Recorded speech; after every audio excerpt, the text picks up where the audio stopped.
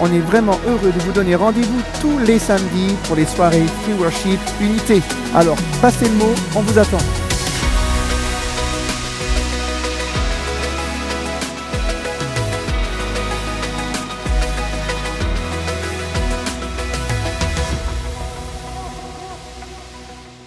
Ne ratez pas votre programme tous les mercredis.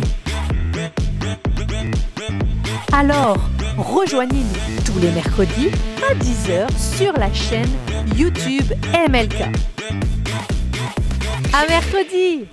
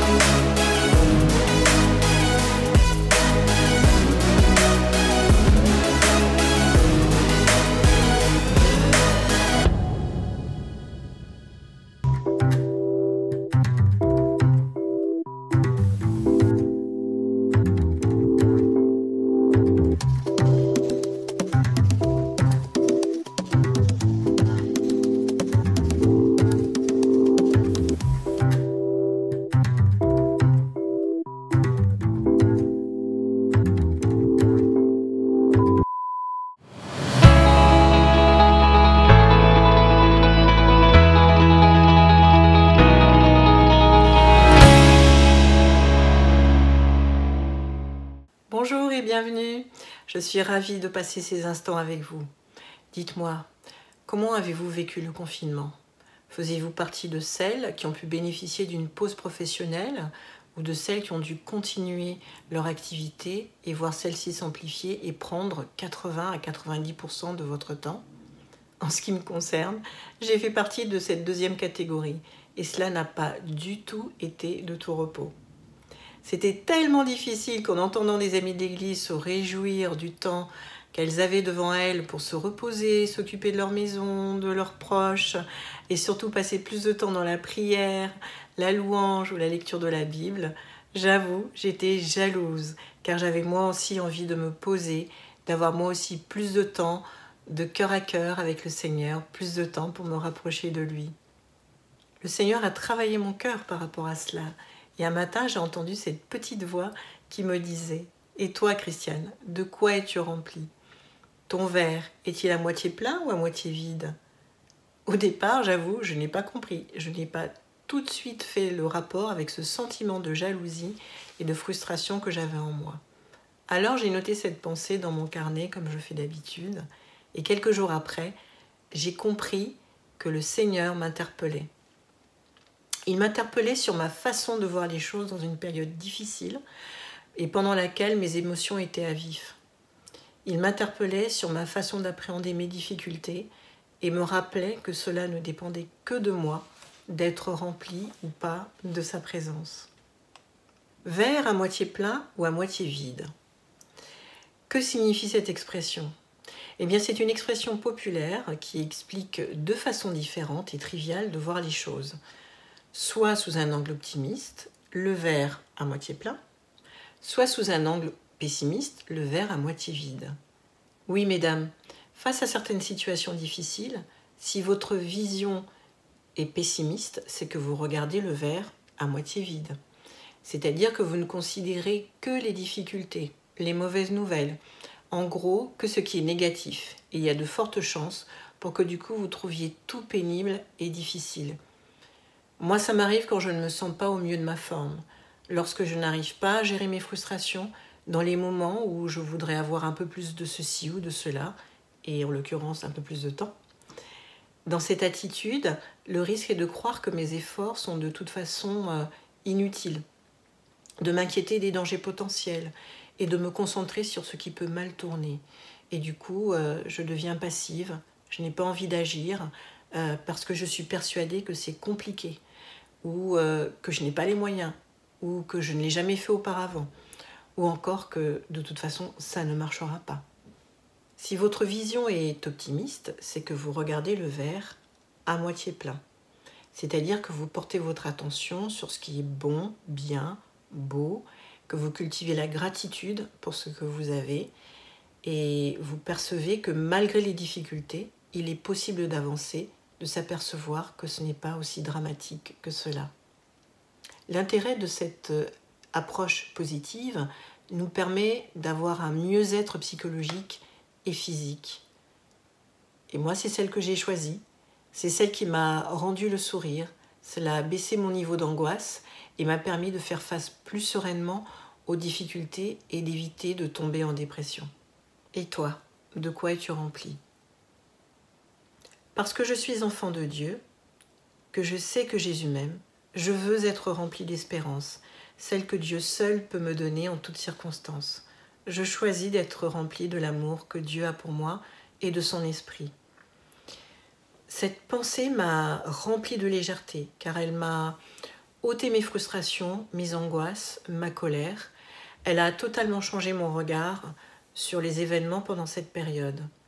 Cela m'a obligée à agir, à bouger et à ne plus subir les événements. J'ai par exemple revu mon emploi du temps, arrêté certaines tâches, certaines activités, introduit dans mon agenda du temps pour mes proches et mes amis et surtout du temps avec le Seigneur. Chaque jour, je me suis rappelé du psaume 118, verset 24, qui dit que c'est ici la journée que l'Éternel a faite, qu'elle soit pour nous un sujet d'allégresse et de joie. Petit à petit, j'ai considéré l'adversité comme quelque chose de temporaire et face à la difficulté, j'ai persévéré dans ma foi et je me suis sentie plus confiante. J'ai retrouvé l'espoir en l'avenir. En fait, je suis passée de la tristesse à la joie, de la posture de victime à celle d'actrice de mon avenir, de l'anxiété à la paix. Dans Jacques 1, dans les versets 2 à 6, il est écrit ceci. Mes frères et sœurs, considérez comme un sujet de joie complète les diverses épreuves auxquelles vous pouvez être exposés, sachant que la mise à l'épreuve de votre foi produit la persévérance. Mais il faut que la persévérance accomplisse parfaitement sa tâche afin que vous soyez parfaitement qualifiés, sans défaut et qu'il ne vous manque rien. Si l'un de vous manque de sagesse, qu'il la demande à Dieu, qui donne à tous simplement et sans faire de reproches, et elle lui sera donnée, mais qui la demande avec foi, sans douter, car celui qui doute ressemble aux vagues de la mer que le vent soulève et agite de tous côtés. Alors mesdames, si vous vous sentez fatigué par votre quotidien, stressé, trop éprouvé, en colère ou triste, pensez à ces versets et relisez comme je l'ai fait les versets 11 à 13 de Jérémie 29 qui disent ceci. En effet, moi, je connais les projets que je forme pour vous, déclare l'Éternel, projets de paix et non de malheur, afin de vous donner un avenir et de l'espérance. Alors vous m'appellerez et vous partirez, vous me prierez et je vous exaucerai. Vous me chercherez et vous me trouverez parce que vous me chercherez de tout votre cœur. Amen. J'ai compris qu'être rempli de la présence de Dieu n'est pas une question de temps, de contexte ou de lieu, mais une question de disposition de cœur et d'esprit dans tout ce que nous faisons et réalisons. En tant qu'enfants de Dieu, cela fait partie de nous. Dieu est fidèle, il ne change pas. C'est à nous de faire le choix du plein ou du vide. Mon regard sur les événements depuis lors a changé. Au lieu de voir le négatif, le verre à moitié vide, je me suis mise à considérer le positif, le verre à moitié plein. Le bien, les opportunités, l'espérance qui pouvait se trouver derrière chaque situation difficile, comme mon travail, la fragilité de la santé de mes parents, le mariage de ma fille qui n'a pu se faire en mai. Mesdames, soit vous considérez le verre à moitié vide, c'est-à-dire les difficultés, les mauvaises nouvelles, bref, les choses négatives, eh bien il y a de fortes chances que vous viviez des jours qui viennent, qui deviennent, qui restent pénibles. Soit vous portez une attention plus soutenue sur le bon, le bien et le beau, autrement dit le verre à moitié plein, et il y a de fortes chances que les jours à venir se transforment positivement. Dieu est celui qui remplit le verre que nous sommes de son Saint-Esprit. Mais nous, comment le recevons-nous en nous? À moitié plein ou à moitié vide? N'y a-t-il pas des jours où dans notre relation avec Dieu, nous sommes à moitié vides ou à moitié remplis de son Saint-Esprit? À moitié plein parce que nous sommes remplis d'espérance et nous considérons les bienfaits et la bénédiction qu'il nous accorde? À moitié vide quand il ne répond pas à nos prières ou que nous cessons d'avoir les yeux tournés vers lui et que nous restons centrés sur notre malheur, notre misère, notre mal-être, au point de nous décourager au lieu de persévérer. Dieu nous donne la liberté de choisir. Ma sœur, comment te sens-tu aujourd'hui? À moitié remplie de son esprit ou à moitié vide? Moi, je voudrais être complètement remplie de son esprit. Et toi aussi, j'espère.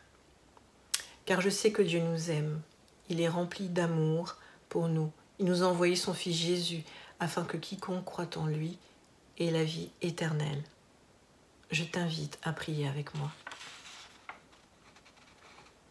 Seigneur, nous sommes tes enfants et nous savons que tu formes pour nous des projets de bonheur et non de malheur. Aide-nous, mon Dieu, à rester remplis de ta présence, à tourner nos regards vers ton amour et ta grâce en toutes circonstances. Nous voulons être nourris par ton esprit de sagesse, de discernement, de paix. Merci pour l'espérance que tu mets en nous. Aide-nous avant toute décision et dans nos moments difficiles à porter un regard positif sur nous-mêmes, sur les situations que nous vivons et sur les personnes qui nous entourent. Nous aspirons, Seigneur, à être remplis de ton Saint-Esprit dans tous les moments de notre vie, afin que nous réalisions les merveilleux projets que tu as prévus pour nous. Nous t'avons prié au nom de Jésus. Amen. Amen. Soyez bénis. Le défi que je vous propose est le suivant. Entraînez-vous chaque jour à regarder ce qu'il y a de bénéfique dans la situation qui vous mine, qui vous attriste ou qui génère des frustrations. Changez votre disposition de cœur et cela changera votre façon d'agir.